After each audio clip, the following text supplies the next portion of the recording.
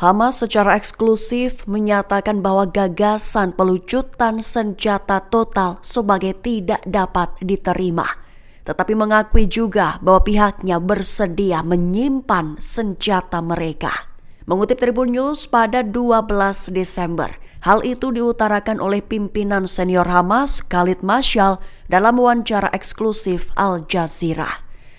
Mashal menegaskan bahwa Hamas bersedia menyimpan senjatanya, namun menolak keras untuk menyerahkannya, sebagaimana yang tercantum dalam rencana gencatan senjata komprehensif yang diajukan Presiden Amerika Serikat Donald Trump.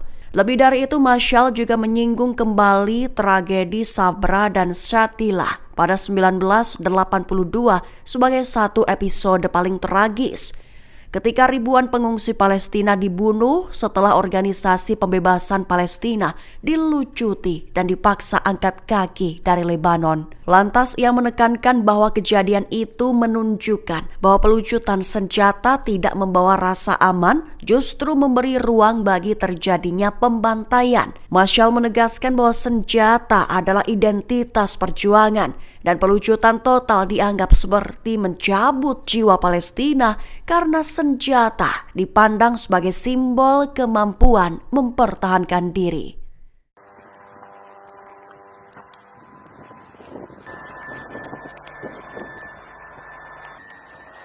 Jenderal Bintang 2 Amerika Serikat disebut-sebut akan ditunjuk sebagai pemimpin pasukan stabilisasi internasional atau ISF di Gaza.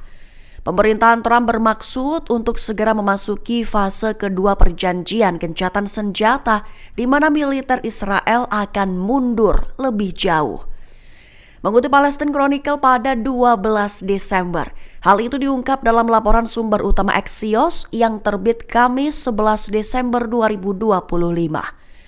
Sumber utama menyebut rencana penunjukan tersebut akan memperbesar tanggung jawab Amerika dalam mengamankan dan membangun kembali Gaza, menjadikannya proyek politik sipil militer terbesar Amerika Serikat di Timur Tengah dalam lebih dari 20 tahun.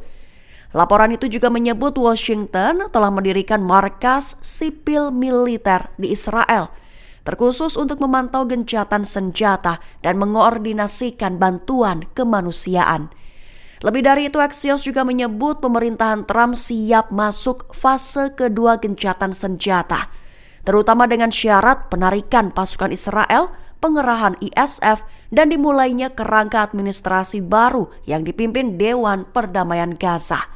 Axios melaporkan Trump ingin mengumumkan Dewan Perdamaian itu pada awal 2026.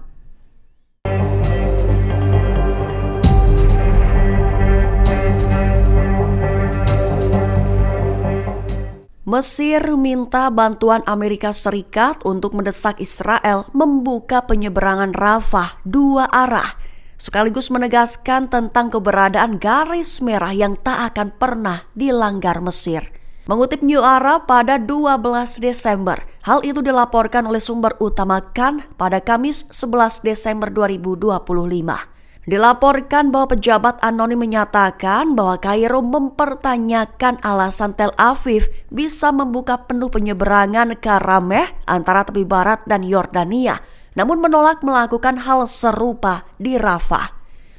Juga menyoroti bahwa Mesir menilai pembukaan perbatasan hanya untuk jalur keluar sebagai upaya Israel mendorong eksodus warga Gaza, sesuatu yang dianggap Kairo sebagai garis merah keamanan nasional.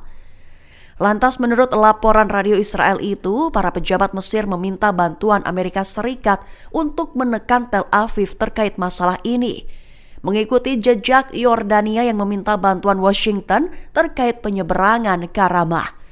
Merujuk pada Washington tengah mendorong percepatan menuju fase kedua gencatan senjata Gaza, di mana yang juga akan membuka peluang tercapainya penyelesaian lebih cepat.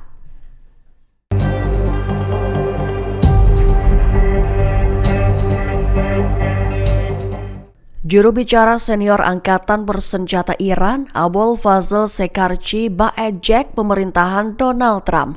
di mana ia menyebut bahwa Washington sedang berlutut di hadapan drone Iran dan menirunya. Mengutip Tribun News pada 12 Desember, hal itu diutarakan oleh Shekarchi dalam pernyataan terbarunya.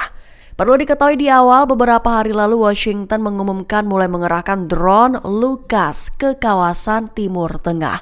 Amerika Serikat menilai pengembangan drone baru itu sebagai langkah strategis untuk menghadapi pola serangan yang kerap digunakan oleh kelompok-kelompok berafiliasi dengan Iran. Lantas Shekarchi menilai langkah Amerika Serikat tersebut sebagai pengakuan diam-diamnya terhadap Teheran, di mana bahwa teknologi drone Iran telah mempengaruhi strategi militer global termasuk Amerika.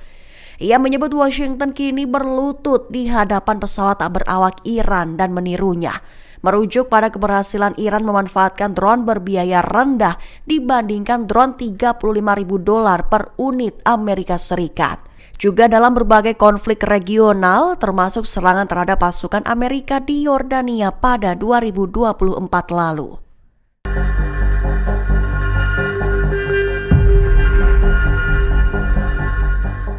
Israel diprediksi sedang bersiap untuk perang baru melawan Iran, juga menyebut bahwa Washington mungkin akan kesulitan untuk tetap berada di luar konflik tersebut. Mengutip RT.com pada 12 Desember, hal itu menurut hasil analisis dari Farhad Ibrahimov, dosen di Fakultas Ekonomi Universitas RUDN. Perlu diketahui di awal, dalam rapat tertutup IDF memaparkan kesiapan Israel menghadapi potensi konflik baru dengan Iran. Mereka menyatakan Iran telah meningkatkan produksi rudal balistik secara signifikan. Kondisi yang memicu kekhawatiran terulangnya serangan ratusan rudal seperti sebelum perang 12 hari. Bahkan dalam sebulan terakhir, media barat semakin gencar memprediksi eskalasi besar antara Israel dan Iran. Seperti contoh New York Times menilai konfrontasi langsung kian sulit dihindari karena kedua pihak terus memperkuat militer, memperluas front proksi, dan menjauhi diplomasi. Lantas kini Amerika Serikat tengah dilanda kekacauan politik, sementara Israel terus melaju dengan agenda strategisnya, membuat Washington beresiko terseret ke konflik, baik disengaja maupun tidak. Israel tampak bersiap menghadapi konfrontasi panjang, dan jika Iran merespons lebih keras, Amerika Serikat harus memilih antara ikut campur atau kehilangan kendali atas situasi. Meski begitu, Teheran menegaskan tidak gentar dan memperingatkan bahwa perang total akan menyeret Israel bersamanya. Tribun X sekarang menghadirkan lokal menjadi Indonesia.